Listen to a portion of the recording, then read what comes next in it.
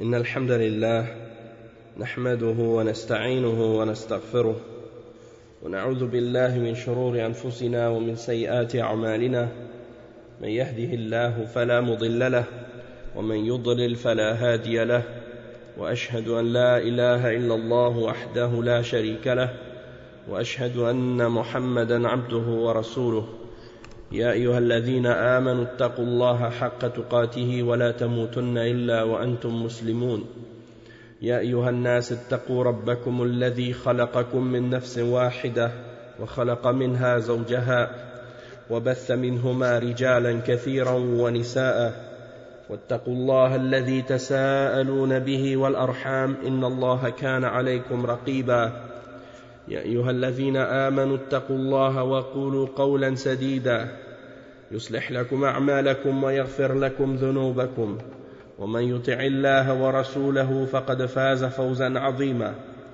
أما بعد إن خير الكلام كلام الله وخير الهدي هدي محمد صلى الله عليه وسلم وإن شر الأمور محدثاتها وكل محدثة بدعة وكل بدعة ضلالة وكل ضلالة في النار أما بعد.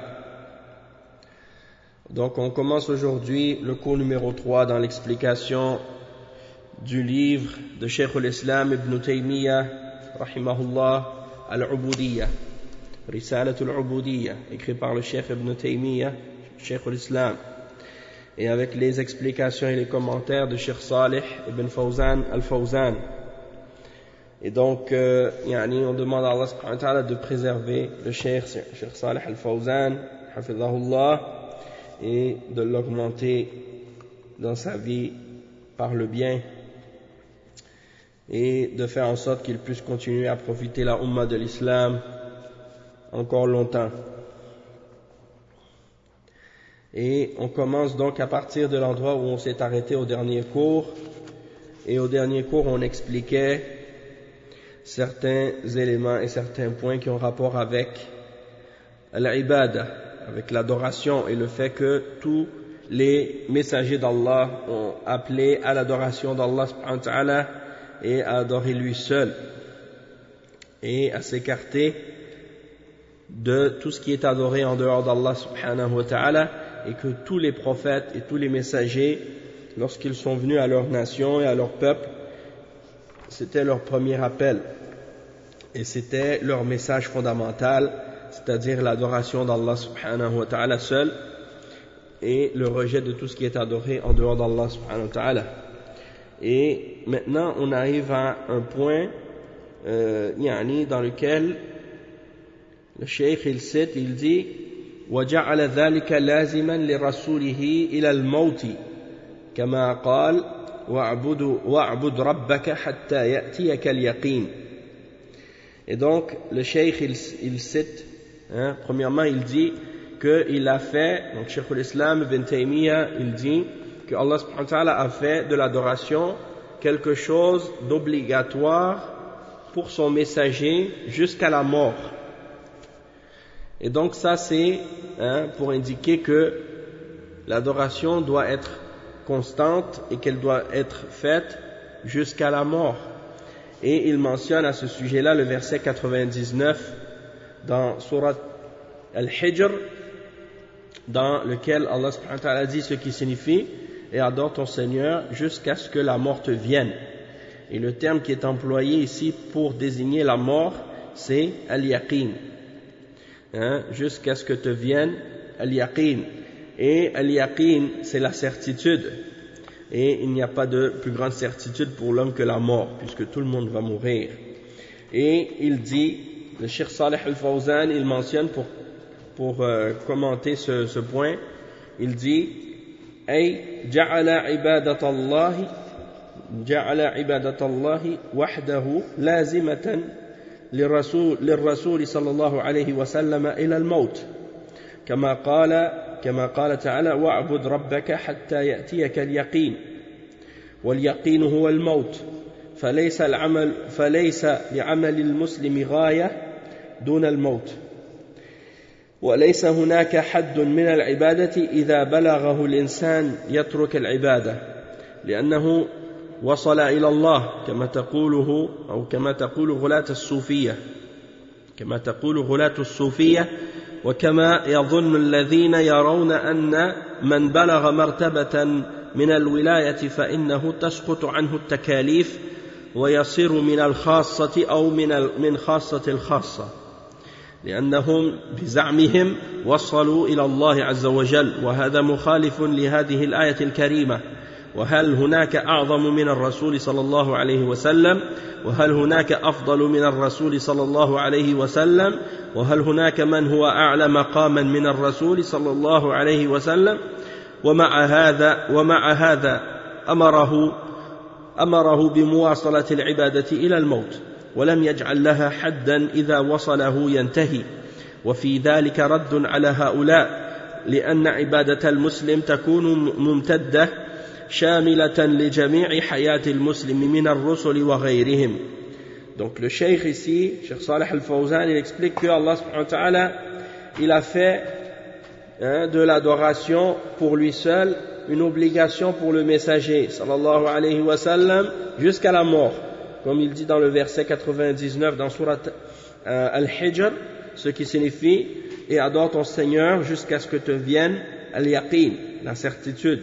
Et il dit que la certitude c'est la mort et il n'y a pas un but ou un objectif avant la mort que le musulman doit atteindre par son adoration, c'est-à-dire qu'il n'y a pas une limite de l'adoration pour dire que si le musulman ou si un homme arrive à cette limite-là, eh bien après par la suite il peut arrêter d'adorer, contrairement à ce que les extrémistes parmi les soufis ont prétendu. Ils prétendent que si tu atteins un certain degré de piété ou de foi ou un certain statut ou une certaine station dans la piété, que après cette station-là ou après ce niveau ou ce degré, eh bien tu n'as plus besoin de faire les actes obligatoires et de t'abstenir de ce qui est interdit. Et on trouve ça dans les écrits des soufiyines, dans des gens qui prétendent au soufisme et à la spiritualité chez les mystiques, soi-disant, eh bien, ils prétendent ce genre de choses. Et ça, il n'y a pas de doute que c'est de l'hérésie et un mensonge. Il dit ici, le cheikh, c'est ce que certains prétendent, que lorsqu'on atteint un certain degré de sainteté ou de piété, qu'on n'a plus d'obligation, on n'a plus à faire les actes obligatoires et on n'a plus à s'abstenir des choses interdites.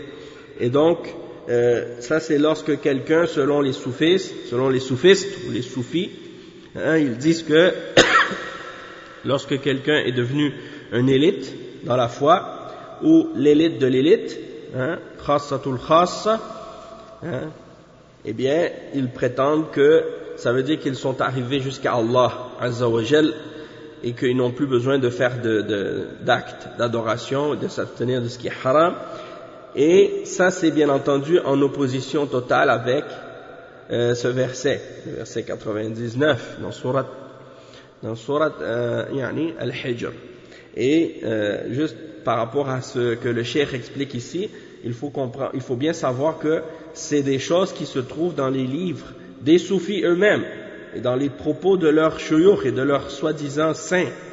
C'est des choses qu'ils prétendent et qu'ils mentionnent dans leurs livres et qu'ils supportent par toutes sortes d'histoires, des superstitions et des mensonges. Donc c'est des choses, c'est pas des choses dont on les accuse sans preuve. C'est des choses qui sont mentionnées dans leurs livres et c'est des propos qu'ils répètent et il y a des histoires qui sont rapportées dans leurs livres à ce sujet-là et eux ils croient en ces choses-là. Donc le cheikh il dit ensuite, et que ça c'est en contradiction avec l'explication du verset, et il dit, est-ce qu'il y a quelqu'un plus important que le messager Muhammad sallallahu alayhi wa sallam? Et est-ce qu'il y a quelqu'un de meilleur que le messager sallallahu alayhi wa sallam? Et est-ce qu'il y a quelqu'un qui a un degré ou une station plus élevée que celle du messager sallallahu alayhi wa sallam? Et il dit, et malgré cela, Allah subhanahu wa ta'ala lui a ordonné de continuer l'adoration jusqu'à la mort. Et il n'a pas mis une limite, il n'a pas mis pour quiconque une limite que lorsque quelqu'un atteint cette limite-là, il peut cesser d'adorer Allah. Et il y a en cela une réfutation donc de ces gens, de ces soufis qui prétendent ce genre de choses. Car l'adoration du musulman, elle est complète et elle comprend sa vie tout entière. Et ça c'est pour les messagers et pour les autres, et pour tous les autres hommes, sans exception. Et si les messagers sont compris par cet ordre, eh bien tous les autres sont compris également. Ensuite, le Cheikh Ibn Taymiyyah, il continue son explication, il dit وَبِذَلِكَ وَصَفَ مَلَائِكَتَهُ وَأَنْبِيَاءَهُ فقال تعالى وله من في السماوات والأرض ومن عنده لا يستكبرون عن عبادته ولا يستسحرون يسبحون الليل والنهار ولا يفترون يسبحون بالليل والنهار ولا يفترون. Donc le Cheikh Ibn Taymiyyah par la suite, il continue en expliquant que l'adoration c'est quelque chose qui est ordonné même aux messagers et aux prophètes et aux anges. On a mentionné l'exemple des messagers et des prophètes et qu'ils ont tous appelé à l'adoration d'Allah subhanahu wa ta'ala. Et là maintenant ensuite, il mentionne que les anges aussi sont décrits comme étant des adorateurs d'Allah subhanahu wa ta'ala et ainsi que ses prophètes. Donc il mentionne le verset 19 et 20 dans Suratul Anbiya. Et dans ces deux versets-là, Allah subhanahu wa ta'ala dit ce qui signifie à lui seul appartient tous ceux qui sont dans les cieux et sur la terre. C'est-à-dire à Allah subhanahu wa ta'ala. Ceux qui sont auprès de lui, les anges, ne se considèrent point trop grands pour l'adorer et ne s'en lassent pas. C'est-à-dire, ils ne se considèrent pas, ils s'enflent pas d'orgueil par rapport à l'adoration et ils ne se lassent pas non plus d'adorer Allah subhanahu wa ta'ala. Et dans le verset suivant, le verset 20, ils exaltent sa gloire nuit et jour et ne s'interrompent point. Ils exaltent sa gloire nuit et jour et ils ne s'interrompent jamais d'adorer Allah subhanahu wa ta'ala, c'est-à-dire ils n'arrêtent jamais, ils prennent pas de pause, ils prennent pas de pause dans leurs adorations. Et Cheikh Al-Fawzan, il explique donc cette partie-là. Il dit كما أن العبادة عامة لجميع الجن والإنس لقوله تعالى وما خلقت الجن والإنس إلا ليعبدون كذلك هي شاملة للملائكة فالله جل وعلا أمر الملائكة بعبادته وحده لا شريك له وقد امتثلوا أمره. Donc le cheikh il dit de la même manière que l'adoration est générale et elle est ordonnée de façon générale à tous les djinns et à tous les hommes, et il mentionne cela dans le verset 56 dans Surat Al-Dhariyat, dans lequel il dit ce qui signifie « Et je n'ai créé les djinns et les hommes que pour qu'ils m'adorent ». Et de la même manière, on voit que cette adoration-là, elle comprend également les anges, et que Allah Azza wa Jal, il ordonne les anges de l'adorer.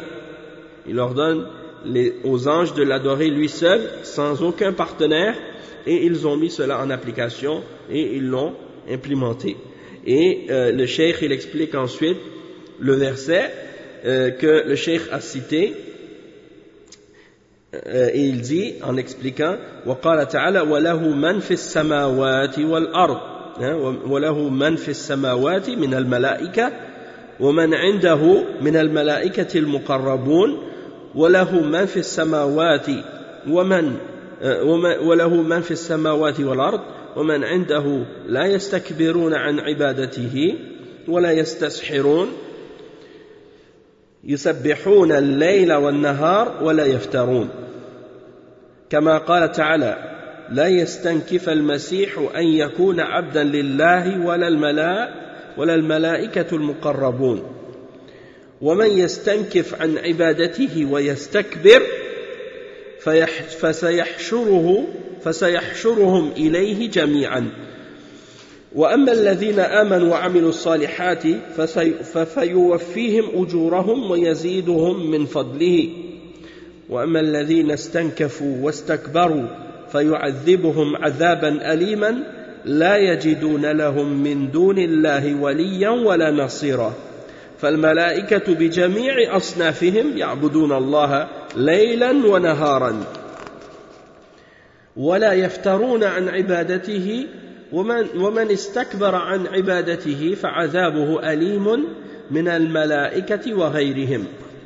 Donc le cheikh il dit que Allah subhanahu wa ta'ala il dit ce qui signifie et à lui appartient tous ceux qui sont dans les cieux parmi les anges et ceux qui sont auprès de lui parmi les anges qui sont rapprochés, hein, il y a des anges qui sont rapprochés d'Allah et comme c'est mentionné dans le verset 19 et 20 qu'on a lu tout à l'heure, et à lui appartient tous ceux qui sont dans les cieux et sur la terre, ceux qui sont auprès de lui, les anges, ne considèrent point, ne s'enflent pas d'orgueil pour l'adorer, ne se considèrent pas trop grands pour l'adorer, et ne s'en lassent pas. Ils ne se fatiguent pas d'adorer Allah. Ils exaltent sa gloire nuit et jour et ne s'interrompent point. Et le cheikh, il cite ensuite les versets 172 et 173 dans Surat An-Nisa, et qui sont deux versets dans lesquels Allah subhanahu wa ta'ala mentionne également la caractéristique des prophètes et des anges et des prophètes par rapport à l'adoration d'Allah subhanahu wa ta'ala. Et il mentionne comme exemple ces deux versets-là dans lesquels Allah subhanahu wa ta'ala dit ce qui signifie jamais le Messie, c'est-à-dire Jésus, ne trouve indigne d'être un serviteur d'Allah, ni les anges rapprochés de lui. Ceux qui trouvent indigne de l'adorer et s'enflent d'orgueil, il les rassemblera tous vers lui. Quant à ceux qui ont cru et fait de bonnes œuvres, il leur accordera leur pleine récompense et y ajoutera le surcroît de sa grâce. Et il y rajoutera le surcroît de sa grâce. Et quant à ceux qui ont eu la morgue, c'est-à-dire ils ont dédaigné de se soumettre à Allah et de l'adorer, et qui se sont enflés d'orgueil, il les châtiera d'un châtiment douloureux, et ils ne trouveront pour eux, en dehors d'Allah, ni alliés ni secoureurs. Hein? Donc, ça c'est la caractéristique des prophètes et des anges. Hein? Des prophètes et des anges, qui sont nos exemples et nos modèles. Hein? En particulier les prophètes. Donc il dit, les anges et toutes les catégories d'anges adorent Allah, nuit et jour. Ils adorent Allah subhanahu wa ta'ala nuit et jour sans cesse, sans pause dans leurs adorations. Et quiconque, donc il dit, quiconque s'enfle d'orgueil par rapport à l'adoration, eh bien son châtiment sera douloureux, peu importe qu'il soit parmi les anges ou qu'il soit parmi autres que les anges, c'est-à-dire qu'il soit parmi les hommes ou les djinns.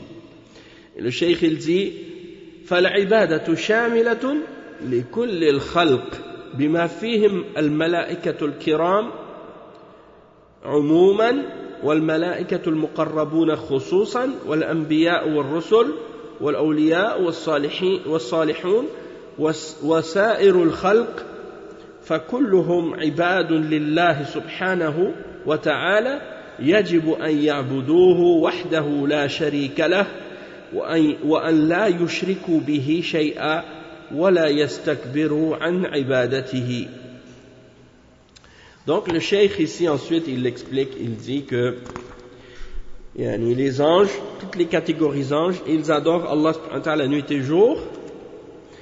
On a dit ça tout à l'heure, et le cheikh explique, il dit que l'adoration, elle comprend donc toutes les créatures, c'est-à-dire les anges les nobles anges de façon générale, les anges rapprochés en particulier, et les prophètes et les messagers, les pieux et les vertueux, et toutes les autres créatures, ils sont tous des serviteurs d'Allah subhanahu wa ta'ala et des esclaves d'Allah, et il est pour eux tous obligatoire d'adorer Allah seul, sans associé, sans partenaire, et de ne rien associer. Il n'associe rien avec lui, et il ne s'enfle pas d'orgueil vis-à-vis de son adoration. Donc ça c'est le verset mentionné par le cheikh qui l'a expliqué, qui donne cette explication-là. Ensuite, il cite Ibn Taymiyyah, Cheikh al-Islam, Ibn Taymiyyah, rahimahullah, il mentionne un autre verset dans ce sens-là. Il dit وقال تعالى إن الذين عند ربك لا يستكبرون عن عبادته ويسبحونه وله يسجدون. Et ça c'est le verset 206 dans Surat Al-A'raf. Et dans ce verset, Allah subhanahu wa ta'ala dit quelque chose qui a un sens très rapproché de ce qu'on a lu dans les versets précédents que le Cheikh Salih Al-Fawzan a mentionné, et c'est le verset de Surat Al-A'raf qui est à la fin de la Surah, le dernier verset dans Surat Al-A'raf, dans lequel Allah subhanahu wa ta'ala dit ce qui signifie: ceux qui sont auprès de ton Seigneur, c'est-à-dire les anges, ne dédaignent pas de l'adorer, et ils le glorifient et se prosternent devant lui. Donc les anges et les prophètes, les messagers, ils ne dédaignent pas de se prosterner devant Allah, contrairement aux mécréants, aux athées et aux kuffars de façon générale, qui trouvent ça humiliant de se prosterner à Allah, qui trouvent humiliant de l'adorer, de mettre son visage et son front sur le sol par crainte et respect et révérence pour Allah subhanahu wa ta'ala. Ils trouvent ça humiliant et rabaissant, donc ils refusent par orgueil de se soumettre à leur Créateur.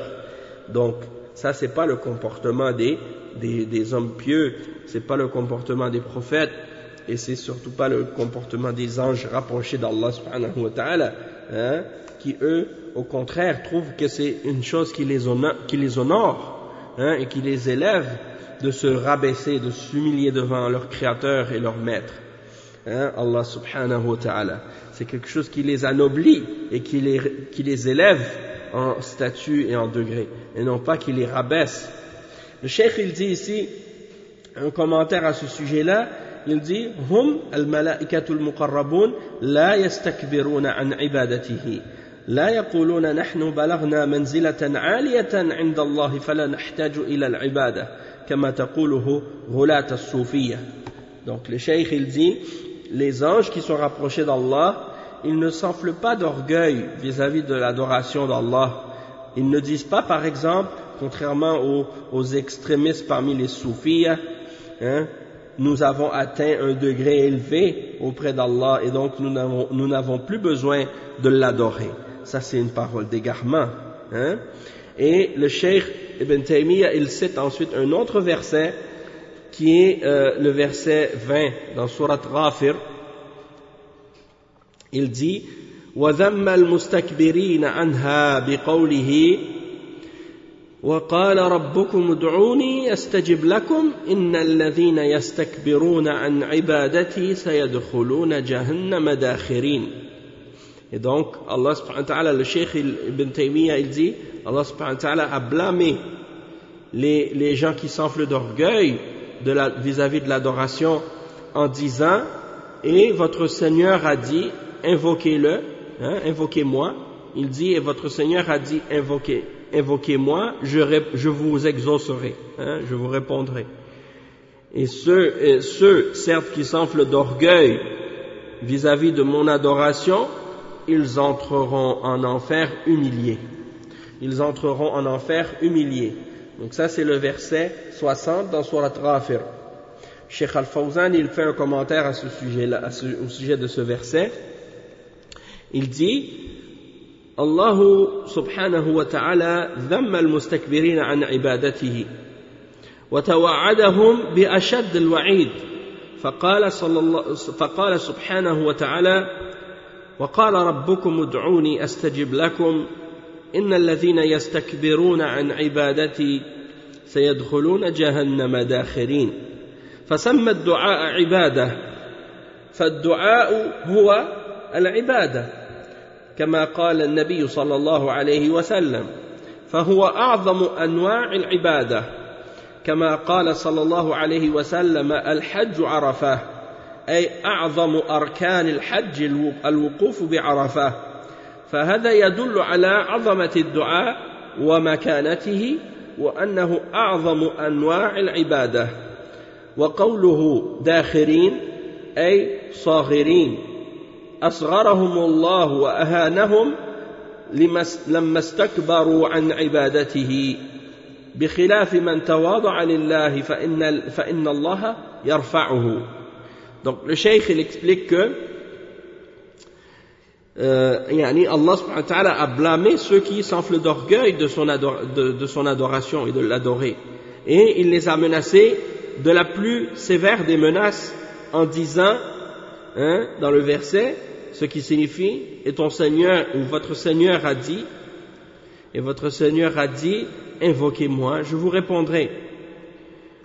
Et ceux qui s'enflent d'orgueil de mon adoration, vis-à-vis de mon adoration, ils entreront en enfer humiliés, rabaissés.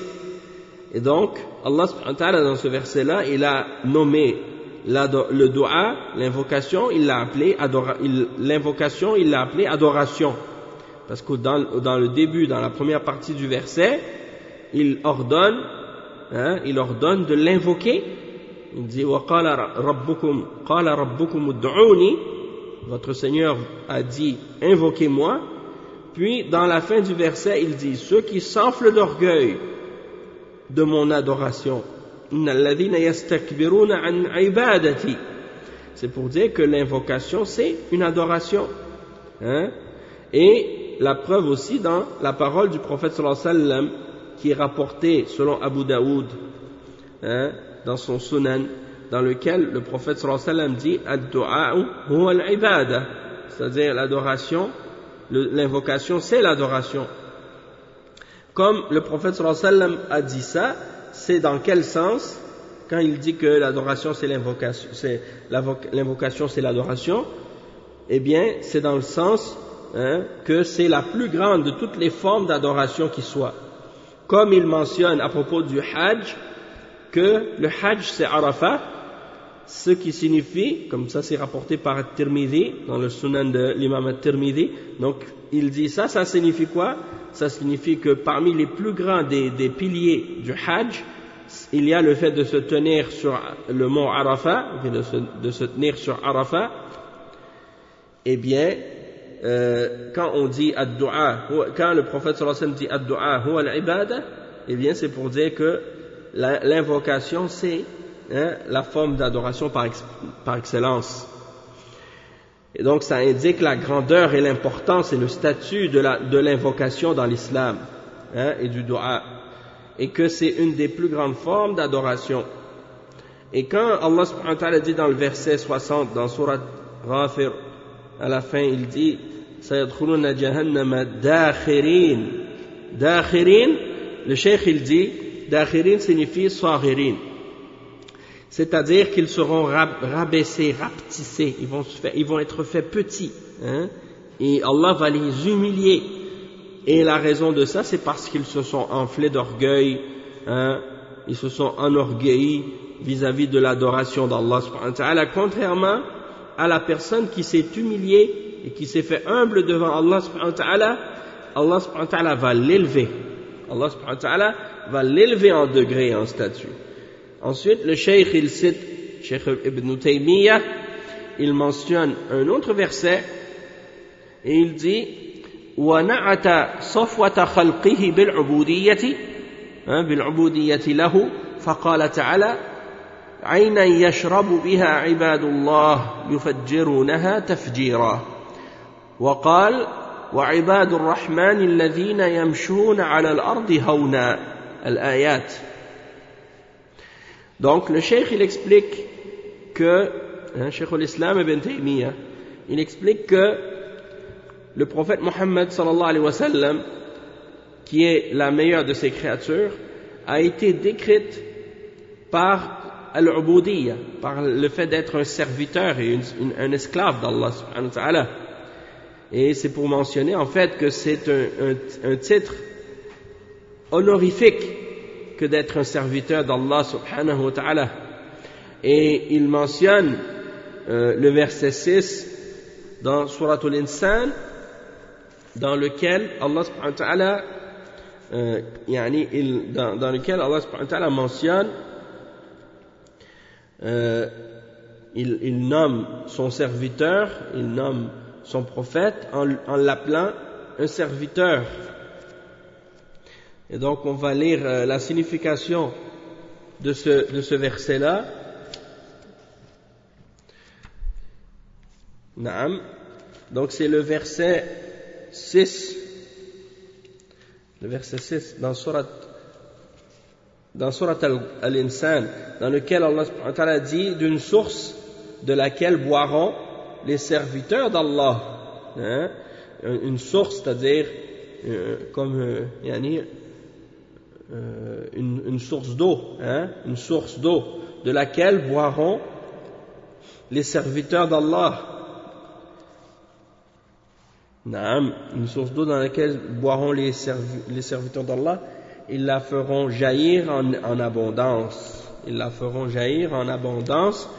Et le Cheikh Al-Fawzan, il fait un commentaire au sujet de ce passage-là, et il dit: وقد وصف الله سبحانه وتعالى خيار عباده بالعبودية وعدم الاستكبار، فدل على أنه لا يخرج أحد عن العبودية، لا يخرج أحد عن العبودية. فقال في سورة الإنسان: عينا يشرب بها عباد الله يفجرونها تفجيرا. وهؤلاء هم السابقون المقربون، سماهم عباد الله مع مكانتهم عند الله، فهم السابقون المقربون عند الله سبحانه وتعالى، فدل على أنه لا يخرج أحد عن العبودية مهما بلغ من الفضل والمكانة. Donc le cheikh il explique que Allah subhanahu wa ta'ala il a décrit les meilleurs de ses serviteurs par le fait d'être des esclaves et des serviteurs, et le fait qu'ils ne s'enflent pas d'orgueil vis-à-vis par le fait d'être un serviteur d'Allah, ou par le fait qu'ils sont des esclaves et soumis à Allah. Ils ne trouvent pas ça humiliant du tout, et ils ne se trouvent pas rabaissés par cela. Au contraire, ils ne s'enflent pas d'orgueil du tout de cette appellation-là. Et il dit que ça c'est la preuve que personne ne sort du fait d'être un serviteur ou d'être un esclave d'Allah subhanahu wa ta'ala. Et il cite encore le verset dans Surat Al-Insan, le verset 6, une source qui signifie une source de laquelle les serviteurs d'Allah boiront, et ils la feront jaillir en abondance. Et il dit: ceux-là sont les premiers parmi les adorateurs d'Allah qui seront rapprochés de lui, et Allah subhanahu wa ta'ala les a nommés des esclaves, il les a appelés des esclaves d'Allah. Et malgré qu'ils ont un statut élevé auprès de lui, malgré qu'ils sont rapprochés d'Allah, malgré qu'ils font partie des gens qui ont dépassé les autres et précédé les autres dans la piété, dans l'adoration, mais malgré tout ça, ils sont appelés des esclaves et des serviteurs d'Allah. Et ça c'est la preuve que personne ne peut sortir de la servitude et de son état d'esclave d'Allah subhanahu wa ta'ala, peu importe son mérite et peu importe son statut. Ensuite, le cheikh il explique le verset suivant, qui est le verset 63 dans Surat Al-Furqan. Et dans ce verset-là, il y a des descriptions, parce qu'il y a le verset 63 et les versets qui suivent par la suite. C'est-à-dire que Allah subhanahu wa ta'ala dans le verset 63, il décrit les serviteurs d'Allah, les serviteurs de Ar-Rahman, de tout miséricordieux, et il les décrit par quelques caractéristiques, dans les versets suivants aussi. Donc le Cheikh Ibn Taymiyyah il n'a pas mentionné la suite des versets, il a seulement mentionné le verset 63, puis il a dit al-ayat, c'est-à-dire et les versets qui suivent. D'accord? Donc il y a les versets 64, 65, 66 et ensuite les autres aussi qui mentionnent des caractéristiques des serviteurs d'Allah subhanahu wa ta'ala. Et donc on va voir ici une des caractéristiques qui est mentionnée dans le verset 63, c'est que les serviteurs de Ar-Rahman, c'est-à-dire du tout miséricordieux, sont ceux qui marchent humblement sur la terre. Ils marchent sur la terre avec humilité. Et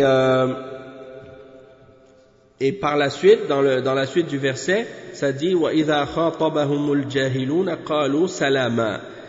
Et lorsque les ignorants, c'est-à-dire les gens qui ont un mauvais comportement, lorsqu'ils s'adressent à eux, ils disent salama. Et on va lire l'explication de ces versets-là.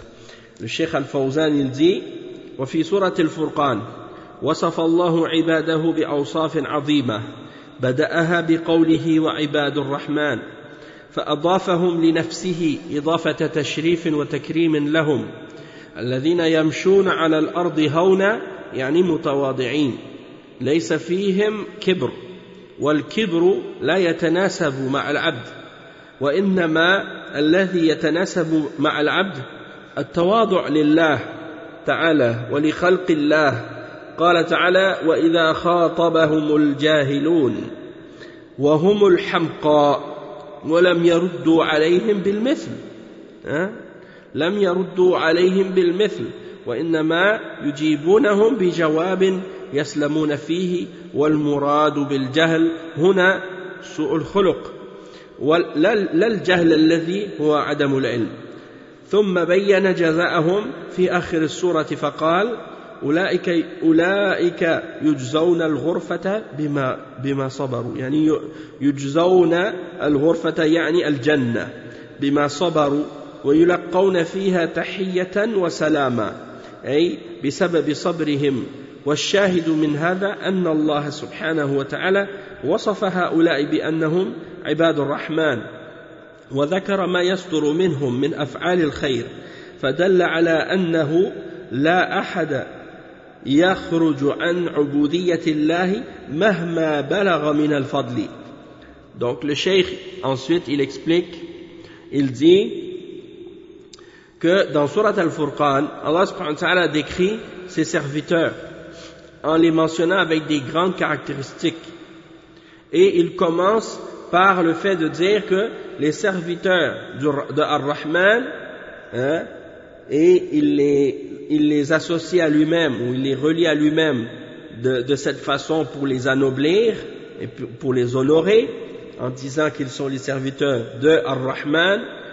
Donc ça c'est pour dire que c'est pas les serviteurs de n'importe qui, c'est ses serviteurs à lui, donc ça c'est pour les honorer et pour les anoblir.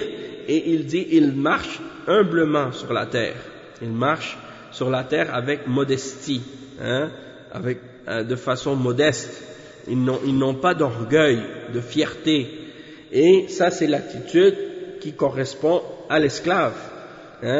Il dit que l'attitude et le comportement qui correspond à l'esclave, c'est d'être humble envers Allah subhanahu wa ta'ala et envers la créature d'Allah subhanahu wa ta'ala. Et il dit ce qui signifie ensuite par rapport au verset وَإِذَا خَاطَبَهُمُ الْجَاهِلُونَ. Si on traduit littéralement, ça veut dire ceux qui, lorsque les ignorants leur adressent la parole. Et on veut dire par les ignorants ici les idiots, les gens stupides et bêtes. Lorsqu'ils nous adressent la parole avec des paroles pour nous provoquer, ou bien pour nous mettre en colère, ou bien pour nous insulter, et le cheikh il dit, ils ne répondent pas à ces paroles par des paroles équivalentes ou par des choses pareilles, mais ils leur répondent par une parole dans laquelle il y a le fait d'être en paix vis-à-vis d'eux. Et quand on parle de l'ignorance dans cette parole-là, dans ce verset ici, quand on parle des ignorants, c'est pas ici l'ignorance de celui qui n'a pas de science. Ici, on parle de l'ignorance de celui qui a un mauvais comportement, une mauvaise personnalité, un comportement mauvais, mesquin, quelqu'un qui est bête. et lorsqu'il nous parle, il nous dit des paroles pour nous provoquer ou pour nous insulter ou pour nous rabaisser, et donc on ne doit pas lui répondre par la même chose, mais plutôt par des paroles par lesquelles il va nous laisser en paix, ou bien nous on va être nous-mêmes en paix vis-à-vis d'eux. Et ça ne veut pas nécessairement dire de leur répondre en disant salam, hein, parce que certaines personnes ils pensent quand un ignorant te parle tu dis salam. Non, ça veut dire une parole, comme le cheikh il dit, une parole par laquelle tu vas être toi-même épargné de leur mal, et que tu vas pas les encourager à continuer à t'embêter ou à te dire des choses qui peuvent te faire du tort ou t'offenser ou bien t'insulter ou ainsi de suite. Et donc le cheikh explique que par la suite Allah subhanahu wa ta'ala à la fin de cette sourate il mentionne quelle sera la récompense et la rétribution des serviteurs du tout miséricordieux Allah subhanahu wa ta'ala, et il dit ceux-là, il dit ce qui signifie ceux-là seront récompensés par le paradis qui est mentionné ici, qui est appelé par le terme en arabe al-ghurfa, al-ghurfa qui veut dire la chambre ou quelque chose comme ça, mais ici dans le verset c'est pour désigner le paradis. Ils vont être récompensés par le paradis à cause de ce qu'ils ont enduré, à cause de ce qu'ils ont enduré, et أولئك يجزون الغرفة بما صبروا ويلقون فيها تحية وسلاما. Donc ceux-là auront pour récompense un lieu élevé du paradis à cause de leur endurance, et ils y seront accueillis par des saluts et par la paix. Donc ça, ce sera l'accueil qui leur est réservé dans le paradis. Et le cheikh il explique et il dit أي بسبب صبرهم والشاهد من هذا أن الله وصف هؤلاء بأنهم عباد الرحمن وذكر ما يصدر منهم من أفعال الخير فدل على أنه لا أحد يخرج عن عبودية الله مهما بلغ من الفضل. Donc le cheikh il dit, et donc c'est-à-dire que Allah subhanahu wa ta'ala va leur donner cette récompense du paradis à cause de leur patience, à cause de leur endurance. Et c'est ça le point c'est ça le point qu'on essaie d'établir ici par ce verset, et c'est-à-dire que Allah subhanahu wa ta'ala a décrit ceux-là comme étant des esclaves du tout miséricordieux, et il a mentionné ce qu'il y a comme comportement et comme action de bien que ces gens-là font, et ça c'est la preuve que personne ne sort de l'obéissance, ou bien plutôt du fait d'être serviteur ou d'être un esclave d'Allah subhanahu wa ta'ala, peu importe ce qu'il a comme statut, et peu importe ce qu'il a comme mérite auprès d'Allah subhanahu wa ta'ala. Ensuite, Cheikh al-Islam ibn Taymiyyah il dit ولما قال الشيطان قال ربي بما أغويتني لأزينن لهم في الأرض ولا أغوينهم أجمعين إلا عبادك منهم المخلصين. قال الله تعالى إن عبادي ليس لك عليهم سلطان إلا من اتبعك من الغاوين. Donc le cheikh il explique ici que il cite les versets dans Sourate Al-Hijr.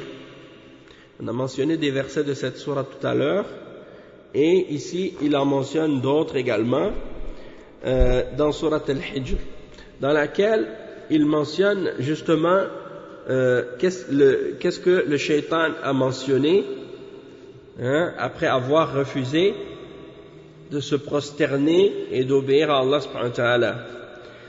Donc il cite donc ces versets qui sont les versets 39 et 40 dans Surat Al-Hijr, qui signifie, il dit, c'est-à-dire le shaitan, il dit: ô mon Seigneur, parce que tu m'as induit en erreur, eh bien je leur enjoliverai la vie sur terre et les égarerai tous, à l'exception parmi eux de tes serviteurs élus, de tes esclaves élus. Et Allah subhanahu wa ta'ala il dit dans le verset 42: ce qui signifie « Sur mes serviteurs, tu n'auras aucune autorité, excepté sur celui qui te suivra parmi les dévoyés. » Donc, on voit clairement ici, et on va lire l'explication de ça dans les paroles d'explication de Cheikh Salih al-Fawzan. Il dit, hafidhahullah, لعن الله إبليس أي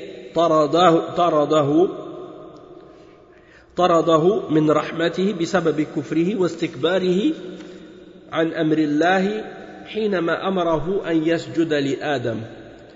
قال إبليس: رب بما أغويتني، ولم يقل أني غويت فاغفر لي، فاحتج بالقدر على المعصية، ولم يتب من الذنب كما تاب آدم عليه السلام واعترف بذنبه، ثم قال: لأزينن لهم في الأرض ولأغوينهم أجمعين. توعد أن ينتقم من بني آدم، إلا أنه استثنى بعضهم فقال: إلا عبادك منهم المخلصين. فقال الله جل وعلا: قال هذا صراط علي مستقيم، إن عبادي ليس لك عليهم سلطان إلا من اتبعك من الغاوين. فالذين يعتصمون بالله ويلجؤون إلى الله لا يتمكن الشيطان من إغوائهم وإضلالهم، لأن الله يعصمهم حيث أخلصوا عبادتهم لله. Donc le cheikh il explique ici, il dit que lorsqu'on dit que Allah subhanahu wa ta'ala a maudit Iblis, le diable, ça signifie qu'il l'a chassé de sa miséricorde à cause de sa mécréance et à cause du fait qu'il s'est enflé d'orgueil vis-à-vis de son commandement lorsque Allah subhanahu wa ta'ala lui a ordonné de se prosterner à Adam alayhi salam. Et donc ici Iblis il dit yani, oh mon Seigneur, parce que tu m'as induit en erreur, et donc ici il dit parce que tu m'as induit en erreur. Il remet son refus de se prosterner, au lieu de reconnaître son tort à lui et de reconnaître son péché d'avoir refusé de se prosterner, il accuse Allah subhanahu wa ta'ala, ou bien il renvoie ça à la prédestination d'Allah subhanahu wa ta'ala en disant parce que tu m'as induit en erreur, parce que tu m'as fait dévier, alors que il aurait dû dire plutôt oh mon Seigneur, parce que j'ai dévié, pardonne-moi, mais au lieu de ça, au lieu de dire oh mon Seigneur, j'ai dévié, je me suis égaré, j'ai dévié moi-même, alors pardonne-moi, au lieu de ça il a dit oh mon Seigneur, parce que tu m'as induit en erreur, parce que tu m'as fait dévier. Allah al-Musta'an. Donc il utilise la prédestination comme un argument pour essayer de justifier son péché. Et ça c'est un autre des signes de l'orgueil et de son arrogance. Et il ne s'est pas repenti de son péché, comme Adam, lui, s'est repenti de son péché et qu'il a reconnu son tort et son mal, et il est revenu à Allah subhanahu wa ta'ala repentant.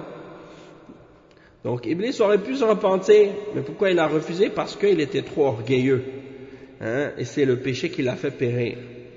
Et donc ensuite il dit, et je vais leur enjoliver, je vais leur enjoliver la vie sur terre et les égarerai tous. Donc Iblis ici il fait la promesse de se venger des fils d'Adam, et il dit excepté ceux qu'il a mentionnés comme exception parmi eux, c'est-à-dire excepté tes serviteurs élus, tes serviteurs élus, ceux-là je ne pourrai pas les égarer. Et Allah subhanahu wa ta'ala il dit par la suite ce qui signifie les versets suivants. Allah dit voici une voie droite qui mène vers moi, sur mes serviteurs tu n'auras aucune autorité excepté sur celui qui te suivra parmi les dévoyés.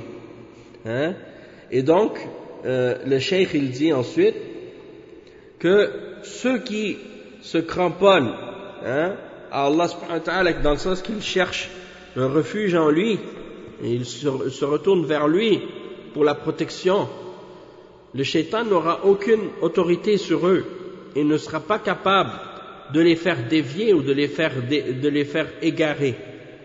Car Allah subhanahu wa ta'ala va les préserver du fait qu'ils ont purifié leur adoration pour Allah seul. Et donc ça c'est pour montrer l'importance de la sincérité dans l'adoration pour Allah subhanahu wa ta'ala. Ensuite, Cheikh al-Islam ibn Taymiyyah, il cite d'autres versets encore, et il dit وَقَالَ فِي وَصْفِ الْمَلَائِكَةِ بِذَلِكَ وَقَالُوا اتَّخَذَ الرَّحْمَنُ وَلَدًا سُبْحَانَهُ بَلْ عِبَادٌ مُكْرَمُونَ لا يسبقونه بالقول وهم بأمره يعملون إلى قوله وهم من خشيته مشفقون. Donc le Cheikh Ibn Taymiyyah, Cheikh al-Islam rahimahullah, il dit que ensuite Allah subhanahu wa ta'ala a également décrit ces anges, il a qualifié ces anges d'être des serviteurs du tout miséricordieux eux aussi. Et ça c'est dans Surat Al-Anbiya, les versets 26 à 28. Et on a lu quelques versets de cette sourate tout à l'heure. Ici, le cheikh il cite les versets dans lesquels Allah subhanahu wa ta'ala dit, et ils dirent, le tout miséricordieux s'est donné un enfant, pureté à lui. Mais ce sont plutôt des serviteurs honorés. Ils ne devancent pas son commandement et agissent selon ses ordres. Et dans le verset 28, il dit,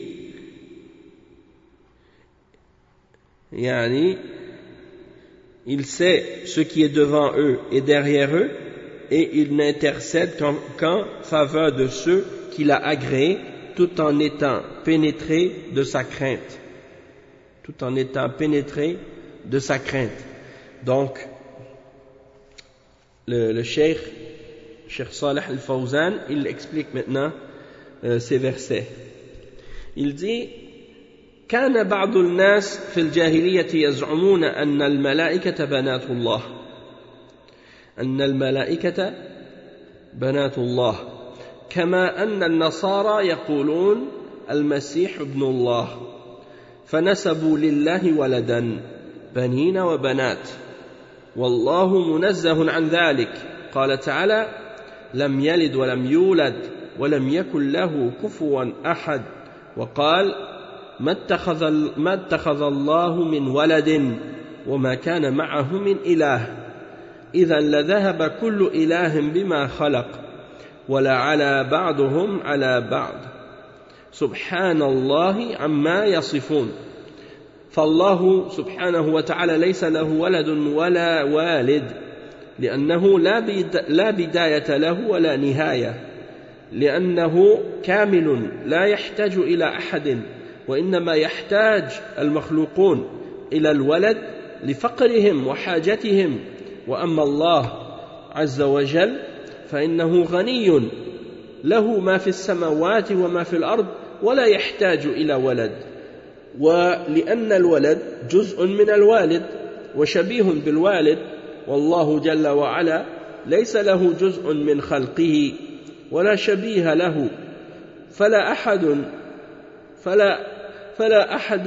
أحد من الخلق يكون من الله جل وعلا أو بعضا من الله أو شبيها له قال تعالى بل عباد مكرمون فوصف الملائكة بأنهم عباد مع شرفهم ومكانتهم فلم يخرجوا عن العبودية ولم يكونوا ولدا لله سبحانه وتعالى. Donc le cheikh il explique, il dit que certains des hommes dans la Jahiliya, avant l'islam, ils prétendaient que les anges étaient des filles d'Allah. Comme les chrétiens, eux, ont prétendu que Jésus était le fils d'Allah, le Messie. Donc ils prétendaient que le Messie, Jésus, était le fils d'Allah. Et ils ont attribué à Allah subhanahu wa ta'ala un fils, des fils et des filles. Tandis que Allah subhanahu wa ta'ala est purifié de ce genre de choses. Puisqu'il mentionne dans les versets 3 et 4 dans Surat Al-Ikhlas, ce qui signifie il n'a pas été engendré et rien n'est égal à lui. Et il mentionne également dans Surat Al-Mu'minun, le verset 91, dans lequel Allah subhanahu wa ta'ala dit ce qui signifie Allah subhanahu wa ta'ala ne s'est point attribué d'enfant et il n'existe point de divinité avec lui, sinon chaque divinité s'en irait avec ce qu'elle a créé et certaines seraient supérieures aux autres. Gloire et pureté à Allah, il est supérieur à tout ce qu'ils décrivent. Naam.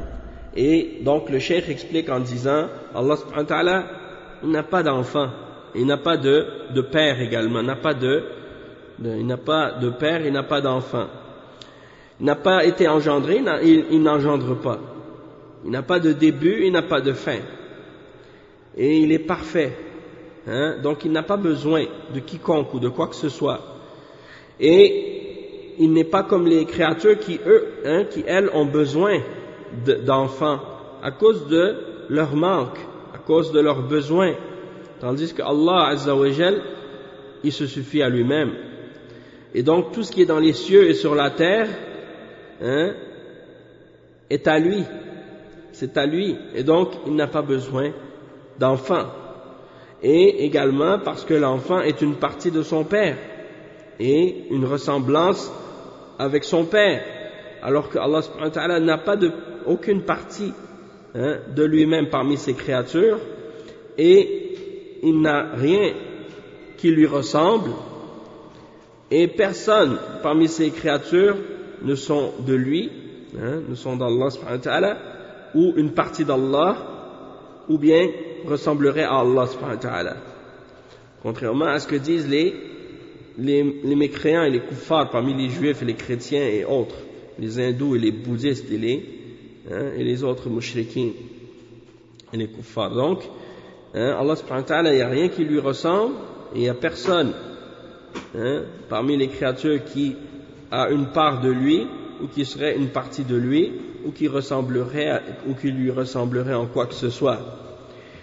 Bal ibadun mukramun. Il décrit les anges dans le verset 26 en disant que ce sont des serviteurs honorés, que ce sont des serviteurs honorés pour Allah subhanahu wa ta'ala. Et malgré leur honneur et leur statut et leur degré important et élevé, ils ne sortent pas de leur statut d'esclave et de leur assujettissement vis-à-vis d'Allah subhanahu wa ta'ala, et ils ne sont certainement pas non plus des fils d'Allah subhanahu wa ta'ala. Donc c'est ce qui, Inch'Allah, va conclure le cours pour aujourd'hui, et on continuera la suite de ce cours, bi'idhnillah, de ce livre, ensemble, bi'idhnillah, la semaine prochaine à la même heure, sur la radio de Mirath al-Anbiya, que Allah subhanahu wa ta'ala mette dans cette radio le bien et la baraka pour les musulmans, et qu'il nous permette de continuer à faire de bons cours avec les livres de nos ulama et l'explication des paroles d'Allah subhanahu wa ta'ala et de son prophète et des hommes de science de cette religion. Barakallahu fikum wa jazakumullahu khayran, wassalamu alaykum wa rahmatullahi wa barakatuh. Jusqu'à la semaine prochaine, Inch'Allah. Assalamu alaykum wa rahmatullah.